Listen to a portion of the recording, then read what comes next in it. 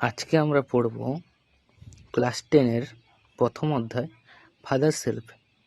Father self লিখেছেন R K. Narayan. আগে আমাদের জানতে হবে আর.কে. নারায়ণ সম্বন্ধে একটুখানি জেনে নিই। দেখো লেখা আছে আর.কে. নারায়ণ সম্বন্ধে, R K. Narayan is one of the leading figures of early Indian literature in English. এর মানে কি না, আর.কে. নারায়ণ হচ্ছেন is one of the leading figures, খুব গুরুত্বপূর্ণ একটা ভূমিকা গ্রহণ করেন অফ আর্লি ইন্ডিয়ান লিটারেচার, মানে কি প্রথমের দিকের ভারতীয় ইতিহাসে, ইন ইংলিশ মানে ইংরেজিতে। তাহলে ইংরেজি সাহিত্যের ইতিহাসে তিনি হচ্ছেন একটা গুরুত্বপূর্ণ ভূমিকা পালন করেন। হিজ নোটেবল ওয়ার্কস মানে তার গুরুত্বপূর্ণ কাজগুলি ইনক্লুড, তার মধ্যে রয়েছে Malgudi days and the guide. এই যে লেখা রয়েছে দেখো মালগুড়ি ডেজ, এই যে লাইনটা লেখা রয়েছে Malgudi days and the guide, এইটা হচ্ছে তার বিখ্যাত লেখা। হি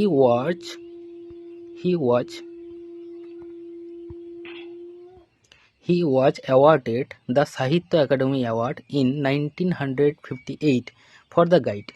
তাহলে তিনি কি করেছেন না, তিনি সাহিত্য একাডেমি অ্যাওয়ার্ড মানে পুরস্কার পেয়েছেন 1958 সালে ফর দ্য গাইড, মানে এই গাইড বইটি লেখার জন্য তিনি পুরস্কার পেয়েছেন। দ্য স্টোরি মানে এই গল্পটা কি উপলক্ষে লেখা রয়েছে বা এই গল্পটা কি সম্বন্ধে। দেখো দ্য স্টোরি মানে এই গল্পটি an edited excerpt from Malgudi Days is about a young boy called Swaminathan who is unwilling to go to school but is forced by his father to attend school. The story মানে এই গল্পটি an edited excerpt from Malgudi days, মানে কি এই গল্পটা নেওয়া হয়েছে একটা কি এডিটেড মানে সংস্করণ একটা করা হয়েছে মালগুড়ি ডেজ থেকে। Is about a young boy called Swaminathan, মানে এখানে একটা ছোট্ট ছেলের কথা বলা রয়েছে যার নাম হচ্ছে Swaminathan. Who is unwilling to go to school, যার ইচ্ছা নেই টু গো টু স্কুল মানে কি বিদ্যালয়ে যাওয়ার, but is forced by his father, কিন্তু তাকে জোর করে তার বাবা টু অ্যাটেন্ড স্কুল মানে বিদ্যালয়ে উপস্থিত হতে।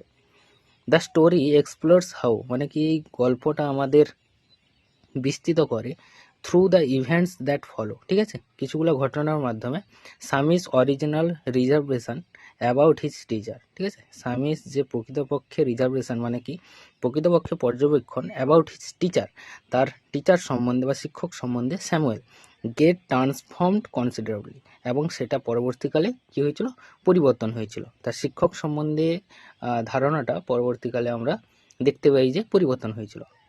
দেখো এবারে রিড দ্য ফলোয়িং, ইউনিট 1-এ আমরা চলে যাচ্ছি। লাইং ইন বেড মানে কি না শুয়েছিল বিছানার মধ্যে, স্বামী রিয়েলাইজড উইথ এ শাডার, স্বামী বুঝতে পারলো বা জেগে উঠলো উইথ এ শাডার একটা হঠাৎ চমকের মাধ্যমে, দ্যাট যে ইট ওয়াজ মন্ডে মর্নিং মানে এটা ছিল কি একটা সোমবার সকাল, it looked as though only a moment ago it was Friday, মানে কি এটা দেখাচ্ছিল একটা কি যেন মনে হচ্ছিল অনলি এ মুভমেন্ট অ্যাগো মানে কিছু মুহূর্ত আগে, ইট ওয়াজ এ ফ্রাইডে মানে এটা ছিল শুক্রবার, অলরেডি মন্ডে ওয়াজ হেয়ার কিন্তু সেদিন ছিল সোমবার, হি হোপড সে আশা করছিল, he did not have to go to school সে আশা করছিল সে আজকে বিদ্যালয়ে যাবে না। At 9 o'clock Swaminathan wailed I have a headache, তাহলে কি না সকাল 9টার সময় স্বামীনাথন ওয়েল্ড মানে স্বামীনাথন বুঝতে পারে বা সে জানায় আই হ্যাভ এ হেডেক মানে আমার মাথা যন্ত্রণা করছে।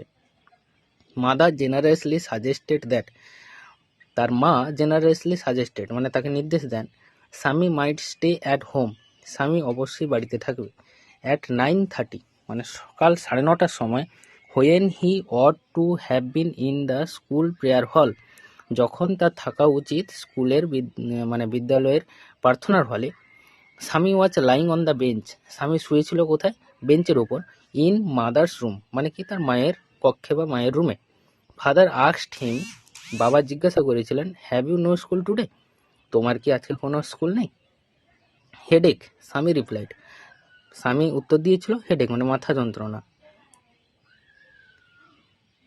Nonsense dress up and go, nonsense মানে বোকামির মতো কথা বলছো, ড্রেস আপ অ্যান্ড গো মানে পোশাক পরে নাও এবং যাও।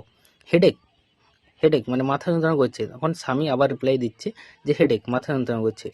লোভ about less on Sunday and you will be without a headache on Monday. তাহলে loaf about less on Sunday মানে কি, তাহলে তুমি কম ঘোরাঘুরি করো রবিবার দিন, and you will be without a headache on Monday, তোমার কোনো মাথা ব্যথা হবে না সোমবার দিন। স্বামী জানতো how strict his father could be. Swami ভালোভাবেই জানতো তার বাবা কতটা কঠিন বা শৃঙ্খলাবদ্ধ। So he change his tactics, তাই সে কী করলো, চেঞ্জ মানে কি, পরিবর্তন করলো, হিজ ট্যাকটিস মানে তার পরিকল্পনা। I can not go so late to the class, আমি যেতে পারি না এত দেরি করে টু দ্য ক্লাস মানে ক্লাসে। ইউ উইল হ্যাভ টু, তোমাকে যেতে হবে অবশ্যই। It is your own fault, এটা হচ্ছে তোমার নিজস্ব ত্রুটি। What will the teacher think if I go so late, what will the teacher মানে শিক্ষক কী ভাববেন, if I go so late যদি আমি এত দেরি করে যাই। Tell him you had a headache, তুমি তাকে বলবে তোমার মাথা যন্ত্রণা করছিল, অ্যান্ড সো আর লেট, তাই তুমি দেরি করেছ। He will scold me if I say so, যদি আমি এরকম কথা বলি তাহলে তিনি আমাকে বকাবকি করবেন। স্কোল্ড মানে কি, বকাবকি করা। উইল হি, তিনি কি করবেন এটা, লেট আস সি, চলো দেখা যাক। হোয়াট ইজ হিজ নেম, তার নাম কি, স্যামুয়েল না, সেই স্যারের নাম হচ্ছে বা টিচারের নাম হচ্ছে Samuel. Does he always scold the students, তিনি কি সবসময় বকাবকি করেন স্টুডেন্টদের মানে ছাত্রছাত্রীদের। He is a very angry man, তিনি হন খুব রাগী মানুষ। He is specially angry with boys, তিনি সাধারণত রেগে যান সেই সব ছেলেমেয়েদের উপর হু কাম ইন লেট, যারা দেরি করে আসে। I would not like to go late to Samuel class, I would not like to go মানে কি, আমি যেতে চাই না দেরি করে ক্লাসে যেতে, টু স্যামুয়েল ক্লাস মানে স্যামুয়েল স্যারের ক্লাসে। If he is so angry, যদি তিনি এতটাই ক্রোধান্বিত হন, why not tell your headmaster about it, তাহলে তোমার প্রধান শিক্ষককে এ ব্যাপারে জানাওনি কেন। দেন সে দ্যাট মানে দে সে দ্যাট মানে তারা বলে, even the headmaster is afraid of him, মানে কি প্রধান শিক্ষকও ভয় পান তাকে। আজকে এই পর্যন্ত, তারপরে অ্যাক্টিভিটি যে কোশ্চেন উত্তরগুলো সেগুলো আমাদের পরের ভিডিওয়ে পেয়ে যাবে।